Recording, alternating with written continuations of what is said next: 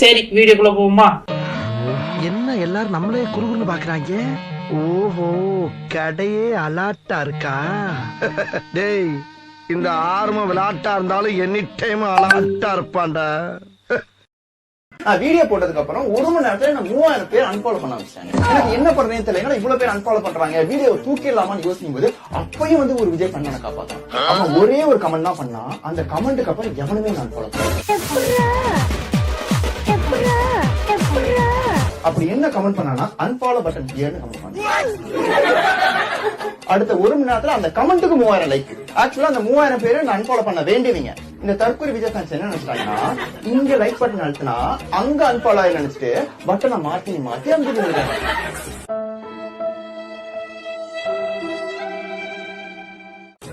இப்ப எனக்கு என்ன நினைச்சு கவலையே இல்ல, எனக்கு தளபதி நினைச்சுதான் கவலை. ஏன்னா இவனுங்க இப்ப பட்டனை மாத்தி அமுக்கிற மாதிரியே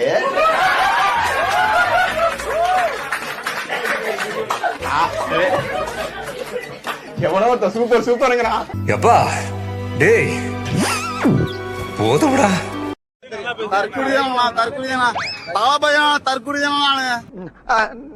நான் லூசுதாங்க, நான் லூசுதான்.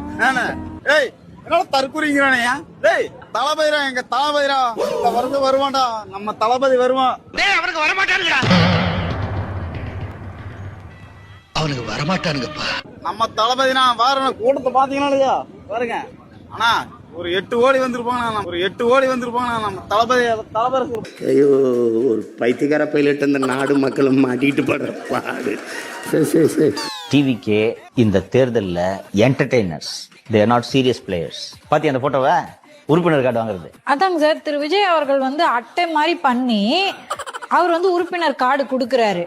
இப்படி ஒவ்வொரு 234 தொகுதியிலும் இப்படி ஒரு கட் அவுட்ட போய் அந்த முச்சந்தில நிக்க வச்சிருவாங்க. அட்டை வழங்கிய அட்டை அப்படின்லாம் வந்து திமுக காரங்க பண்ணத்தாம செய்வாங்க. இப்படி கிறுக்கு தானே பண்ணீங்கன்னா பண்ணத்தான் செய்வாங்க. எதிர்கட்சிக்காரன் பார்த்தா ரொம்ப சீப்பா நினைப்பானே. ஏன் சார் இப்படி பண்றீங்க? இதான் உங்க அரசியல், ரைட்டா? 28% இல்ல 48% எடுத்துங்க, ஒன்னும் பிரச்சனை இல்ல. டிவிக்கே இந்த தேர்தல்ல entertainers, they are not serious players. Entertainers, they are not serious players. இத பாரியா, ஒரு குழந்தை உன்னை பார்த்து பொம்மைன்னு சொல்லுது.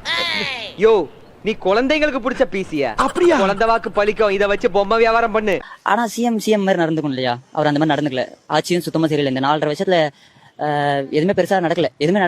சரி, ஓவராலா வந்து டிவிக்கே அப்படின்னா வந்து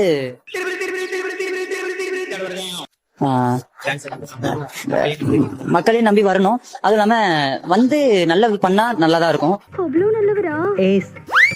அதுவும் இல்லாம சரி, யாரா இருந்தாலுமே அரசியலுக்கு வந்தா கொள்ளை அடிக்கதான் செய்வாங்க. ஈவன் விஜயா இருந்தாலுமே கொள்ளை அடிப்பாரு, அடிக்கட்டுமே. ஏன்னா வந்து ஒரே குடும்பம் இத்தனை நாள் அடிச்சது, யார புது ஆளுங்க வந்து அடிச்சா பரவாயில்ல. எவ்வளவு பெரிய விஞ்ஞானி நீங்க எல்லாம்! பர்மனண்டா சந்திரமண்டலத்திலேயே தங்க வேண்டியவங்க, தவறி போய் பூமியில் இருக்கீங்க. நேத்தி நான் ஒரு விஜய் அண்ணா போட்டு இந்த வீடியோவை பார்த்தேன். அதுல அவர் என்ன சொல்றாரு தெரியுமா? எந்த வாயால அவரு அங்கிள்னு கூப்பிட்டாரோ சிஎம் சார, அந்த வாயால சார் சிஎம் சார் என்ன வேணாலும் பண்ணுங்க, என்னோட மக்கள் எதுவும் பண்ணாதீங்கன்ற மாதிரி பேசிட்டு இருக்கிறாரு. நீங்க எந்த அளவுக்கு விஜய காயப்படுத்தி விஜய் அண்ணாவை கஷ்டப்படுத்துறீங்களோ அந்த அளவுக்கு விஜய் சாரை இன்னும் நாங்க மேலதான் கொண்டு போவோமோ.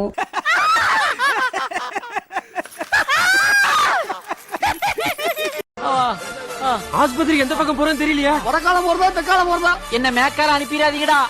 அந்த தலைவர் வாழ்க போஸ்டரை கிளிக்கடா. தலைவர் போஸ்டரை கிளிக்கடா. சும்மாறா கிளிமுக்கா கடுகு நீ கிளிடா. அப்படிதான் மருத்துவமனைக்கு செல்லும் வழி. அடடா, ஆஸ்பத்திரிக்கு இந்த பக்கம் போகணும் போல இருக்கு. ஆமாண்டா, அந்த பக்கம் போனா சூடாடு வரும்டா. முக்கியமான இடத்து மேல எல்லாம் போஸ்டரை ஒட்டி பொதுமக்களை அல்லல் படுத்துறீங்களா பாவீங்களா? தற்கொலை ஏன் சொன்னாங்கன்னு எனக்கு தெரியாது. ஆச்சரியக்குரிய நான் ஏத்துக்கிறேன். நடிக்க தெரியாது, பெரிய நடிகரா இருக்காரு, ஆச்சரியம் தானே. அவரே ஒரு ஆச்சரியக்குறி தான். ஃப்ரெண்ட்ஸ் படத்துல சூர்யாவோட வருவார், பரிதாபமா இருப்பாரு. சூர்யா அடிச்சு ஸ்கோர் பட்டு போவார். குஷி படத்துல வந்து ஜோதிகா வருவாங்க. இந்த பாப்புங்கிற பாட்டு பாடும்போது இவர் பரிதாபமா நிற்பார். அந்த பொண்ணு அந்த பாப்புங்கிறத வந்து ஒரு 10 வகையான உணர்ச்சிகளை காட்டும். இவர் பாப்பு அப்படின்ட்டு போவாரு. இப்படிப்பட்ட ஒரு ஆள் வந்து பெரிய நடிகரா இருக்காரு, பெரிய ஸ்டாரா இருக்காருன்னா அது பெரிய ஆச்சரியம் தானே. அவரே ஒரு ஆச்சரியக்குறி தான். எப்படி சிரிச்ச முகமா இருக்கான் பாரு. அரசியல்வாதி மாதிரி இவனும் போய் பேச ஆரம்பிட்டான். வரதுக்கு முன்னாடியே போய் பேசுறேன். எல்லாருக்கும் எப்படி வீடு கட்டி கொடுக்க முடியும்? ஏதோ வீடு கட்டும்போது நான் ஹெல்ப் பண்றேன்னு சொன்னாலாவது நம்பலாம். இல்ல ஒரு படத்துக்கு 200 கோடி ரூபாய் சம்பளம் வாங்கினாலாம், இத்தனை வருஷம் சம்பாதிச்சாங்களாம். ஒரு 10 பேர் கணக்காட்டுங்க, இத்தனை பேருக்கு வீடு கட்டி கொடுத்துருக்கேன்.